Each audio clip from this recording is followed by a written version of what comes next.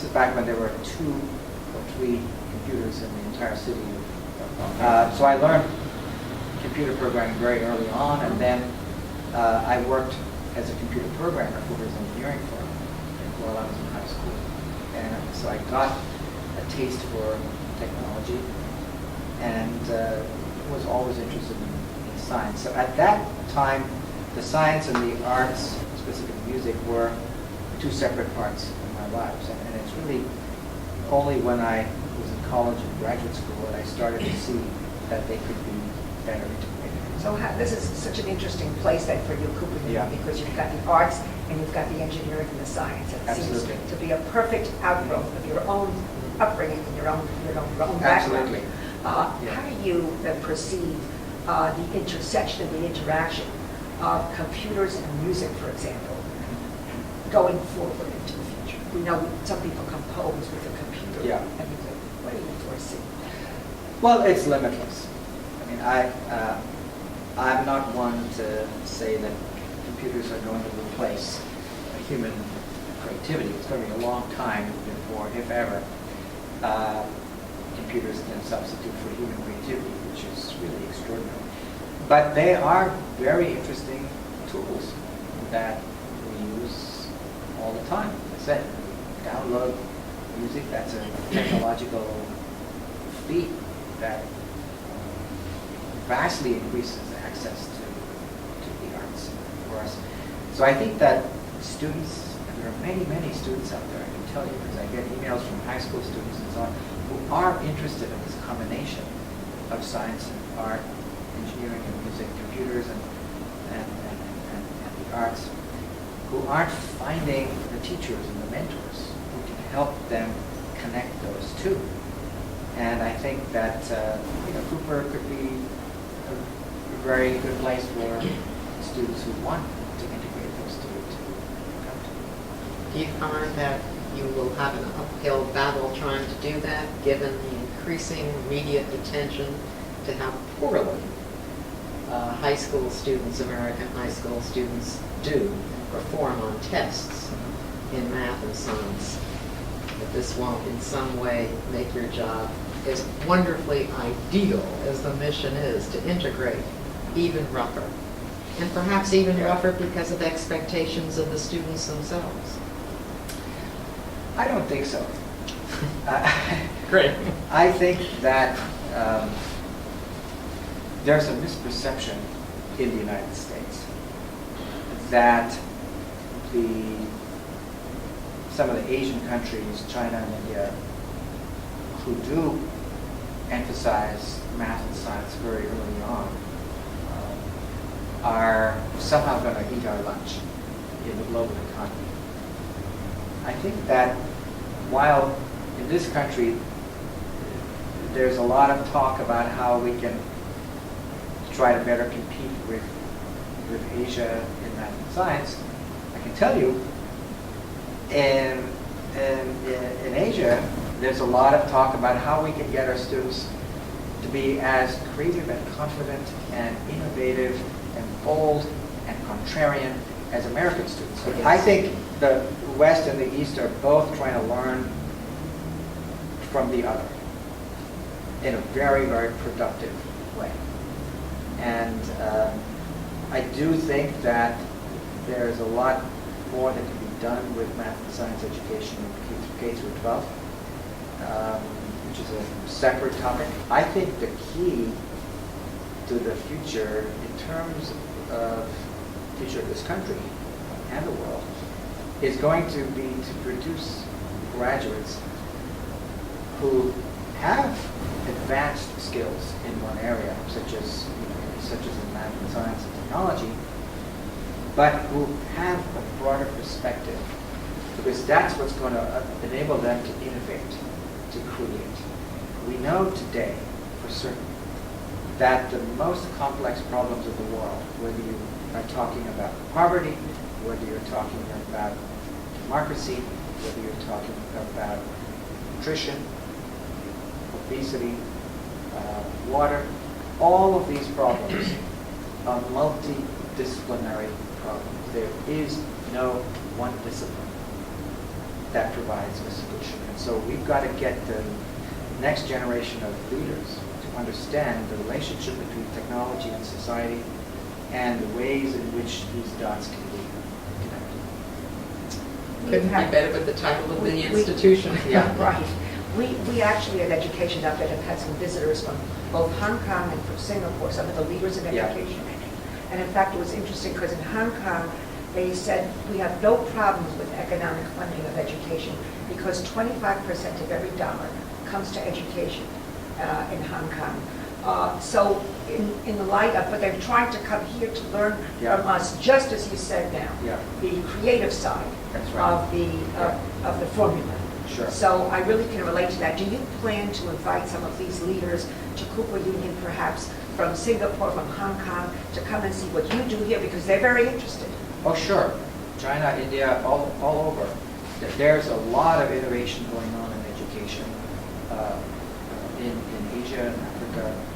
And I think we need a lot of innovation in higher education in the United States. Now, the United States remains by far the country that has the finest institutions of higher education, colleges and universities. There just is no match right now.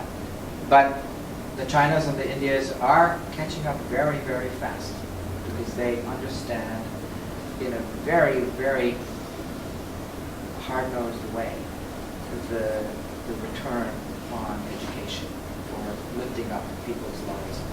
I do think that there's a paradox in the United States, which is on the one hand, it is the center of higher education in the world, and all the best students around the world want to come here.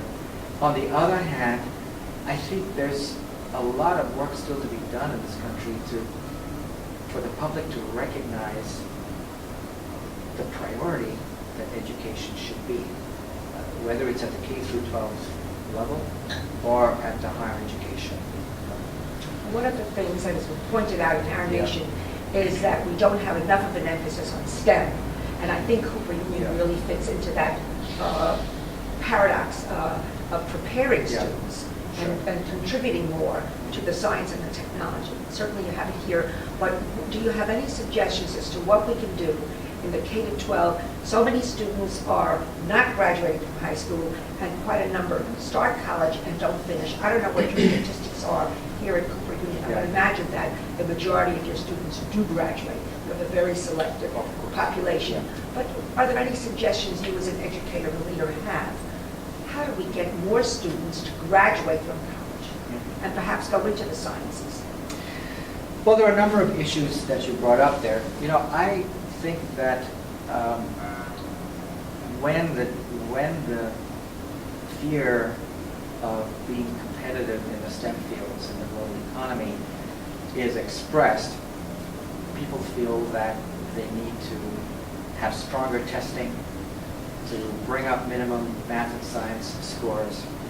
Now, I'm all in favor of bringing up minimum competence as well, but I think that the more important thing is that the kids who are inclined in that direction should have avenues to go as far as possible and to keep them in the game. So students who are interested in math, are interested in science and engineering, make sure that those kids have the very best opportunities to continue advancement and keep them in the STEM disciplines. I think that's more important than trying to say we're going to make more stringent the minimum requirements because not everybody is going to be a rocket scientist. Okay, let's face it. What you want to be sure is that the people who have the potential to be the rocket scientists are going to have that opportunity and encouragement. And it's true in Asia, every family, all of society is organized to maximize the opportunities their kids have, particularly in science and technology, because they see the social mobility from that. Again, another irony, the United States is the center of science and technology. And yet, it's not the first things that parents think of when they think about their son or daughter, a scientist or engineer. I think that value proposition will change as it becomes clearer and clearer that just having a pair of hands and willingness to work is not going to be good enough in the global economy. You do have to have skills. So somebody comes and says, I want my daughter and my son to go to Cooper Union. How do I get them in? Free tuition. It sounds great. It's a great place. What should they do? How should they prepare their students? Well, I don't think people should be motivated to apply here primarily because of the free tuition. No. I think that they should be motivated to apply to Cooper Union because of the fine education Of it course, provides. clearly. And the fact that tuition is supported means that students don't have to worry about that aspect of it. And so, my foremost concern will be making sure that the education Cooper Union provides is the very finest. And what do I mean by that? I think there are always, when we talk about academic excellence, I think there are two fundamental pieces. One is to have access to the most current and advanced teaching that's the most presented in the most exciting way. But the other is fostering creativity, innovation, imagination. The two of those don't always go together, and I think if you're looking for the best students, particularly when Cooper is so selective, you could accept anybody. Is there a test to get in? Well, you have to take the SATs. No, but I mean, aside from that. No, the art school has, Its own, the home test, but